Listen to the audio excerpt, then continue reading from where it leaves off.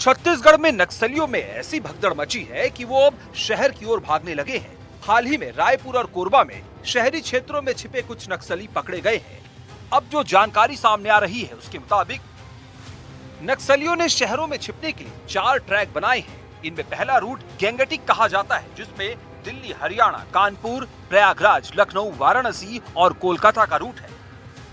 जबकि दूसरा रूट पुणे, मुंबई, सूरत, वडोदरा और अहमदाबाद का है। तीसरा रूट हैदराबाद, विशाखापट्टनम, जबकि चौथा रूट चेन्नई, कोयंबटूर और बेंगलुरु का है।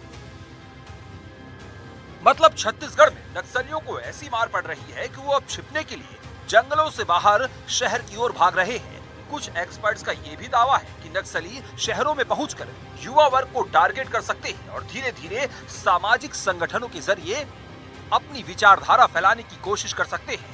हालांकि नक्सलियों के अर्बन नक्सल वाले नेटवर्क को लेकर खुफिया एजेंसियां पहले से ही अलर्ट है। इस तरह की हर एक मूवमेंट पर करीब से नजर रखी जा रही है। केंद्रीय गृह मंत्री अमित शाह ने भारत को नक्सल मुक्त बनाने के लिए मार्च 2026 की डेडलाइन तय कर दी है। कुछ लोगों को यह डेडलाइन अतिशयोक्ति लग सकती है, लेकिन 2026 तक भारत कैसे नक्सल मुक्त होगा, इसे समझने के लिए 2014 से 2025 तक की पूरी टाइमलाइन को समझाते हैं। जून 2004 से मई 2014 के बीच देश में 16,463 नक्सली हिंसा हुई, जिनमें 1,824 सुरक्षा बलों की मौत हुई, जबकि 4,684 सिविलियंस मारे गए। इन 10 सालों में देश के 126 जिले नक्सल प्रभावित थे। इसके बाद जून 2014 से फरवरी 2025 के बीच देश में 7,980 नक्सल हिंसा के मामले सामने आए। इनमें 520 सुरक्षा बलों की मौत हुई, जबकि 1,574 नागरिक मारे गए। इन 10 सालों में देश में नक्सल प्रभावित जिलों की संख्या 126 से घटकर 12 पर आ गई। मतलब 2014 के बाद देश में बीजेपी की सरकार बनने के बाद नक्सल हिंसा में 51% की कमी आई। नक्सली हिंसा में सुरक्षा बलों की मौत का ग्राफ 71% नीचे गिर गया। सिविलियंस की मौत के आंकड़े 66% कम हुए, जबकि नक्सल प्रभावित जिलों की संख्या 90% कम हो गई। छत्तीसगढ़ में बस्तर को नक्सलियों का गढ़ कहा जाता है, लेकिन पिछले 2 साल में जितने भी नक्सली मारे गए, जितने भी नक्सलियों ने सरेंडर किया, उनमें से करीब 70% नक्सली बस्तर क्षेत्र से ही है। मतलब रेड कॉरिडोर के सेंटर पॉइंट बस्तर में भी नक्सलवाद दम तोड़ रहा है। ऐसे में अमित शाह मार्च 2026 तक क्यों और कैसे भारत को नक्सल मुक्त बनाने का दावा कर रहे हैं, ये समझना मुश्किल नहीं है। Bureau report, NDTV.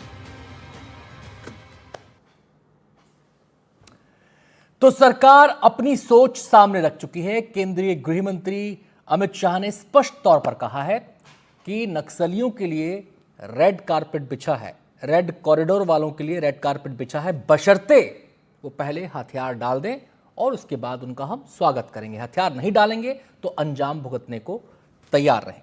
ये तो बात हुई जो सरकार ने उनके सामने बात कही है। अब नक्सली बातचीत का बाजा बजा रहे हैं। ये बातचीत का बिगुल इन्होंने तब नहीं फूंका था जब 2010 में सीआरपीएफ के जवानों को घेर कर मारा गया था। ये बातचीत का बिगुल तब नहीं फूंका गया जब 2010 में सीआरपीएफ के जवानों को निशाना बनाया। 2013 में छत्तीसगढ़ के अंदर कांग्रेस की पूरी टॉप लीडरशिप को ही खत्म एक तरीके से कर दिया था। हमला हुआ था झीरम घाटी में, सब कुछ याद है।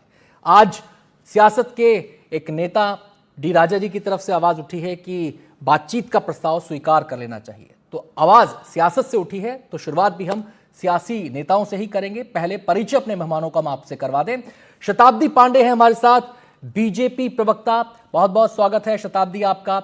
अभय नारायण राय जी हमारे साथ हैं, कांग्रेस के प्रवक्ता। अभय जी आपका भी बहुत बहुत स्वागत है।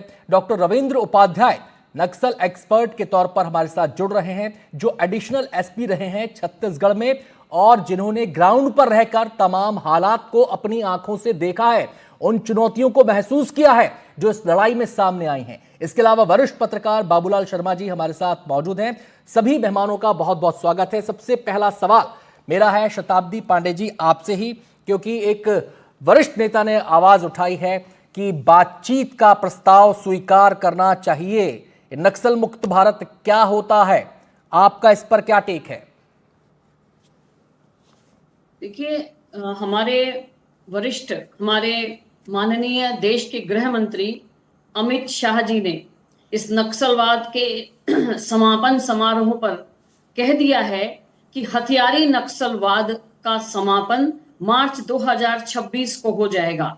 और इसके लिए उन्होंने स्वयं यह कहा है कि पहले हथियार छोड़ दीजिए, तभी आपके साथ हमारे सुरक्षा बल किसी प्रकार की गोली नहीं चलाएंगे। तो ये उनको सोचना पड़ेगा। यदि वो चाहते हैं किसी प्रकार की चर्चा, तो पहले हथियार छोड़ना पड़ेगा, उसके बाद ही कुछ हो पाएगा। क्योंकि जिस प्रकार से इन्होंने नक्सल हत्या की है, अभी रिपोर्ट में सारे आंकड़े बता ही दिए गए हैं, जिस प्रकार से ये आत्मसमर्पण कर रहे शताब्दी जी, हैं, मेरा सवाल ये है, उससे सरकार कह रही है कि हम रेड कारपेट बिछाने को तैयार हैं, मुख्य धारा में आइए, शामिल हो जाइए, सरकार की जो व्यवस्था है, संविधान की जो व्यवस्था, उसको मानिए, उसका हिस्सा बनिए।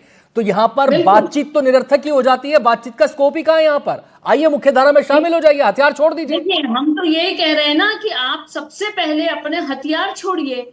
वो हथियार छोड़ेंगे तभी कुछ उनके साथ में यहाँ पर किया जा सकता है। केवल वो हथियार चलाते रहेंगे, दोहरी राजनीति अपनाएंगे, यहाँ वो अपने पत्र भेजते हैं और भ्रम फैलाते हैं, और उसके बाद फिर वो घटनाओं को अंजाम देते हैं। और उनके नेता, अभी सीपीआई के नेता आकर बड़ी बड़ी बातें कर रहे हैं। तो इसलिए हमारे गृह मंत्री जी ने कहा है कि आप सबसे पहले जो आपने रेड कॉरिडोर बना रखा था, जो 70% हिस्सा देश का उसमें कवर हो चुका था, उसको आज हमारे भारतीय जनता पार्टी की सरकार ने कितना कम कर दिया है।